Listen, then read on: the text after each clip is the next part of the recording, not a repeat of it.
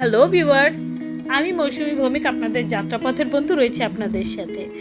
আমি এখন রয়েছি বাংলাদেশের একমাত্র প্রবালদ্বীপ সেন্ট মার্টিন আইল্যান্ডে এবং নারকেল গাছের ফাঁকগুলো দিয়ে সুন্দর সূর্য উঠছে।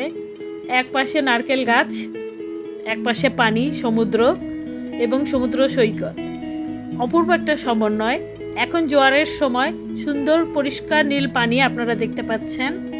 প্রবালের ফাঁক দিয়ে সুন্দর করে নীল পানিগুলো দেখা যাচ্ছে এবং এখন যেহেতু জোয়ারের সময় সেহেতু ওই দূরের ওই প্রবালগুলোর ফাঁকে আপনারা দেখতে পাচ্ছেন সুন্দর ঢেউ দেখা যাচ্ছে এবং ঢেউগুলো আছড়ে পড়ছে এবং সময়ের সাথে সাথে এই ঢেউয়ের পরিমাণ বাড়বে এবং এই প্রবালগুলো আস্তে আস্তে পানির নিচে চলে যাবে।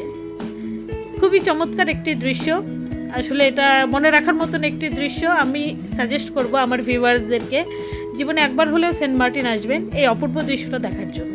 এতক্ষণ আমার সাথে থাকার জন্য অনেক অনেক ধন্যবাদ আপনাদেরকে। শুভকামনা আপনাদের।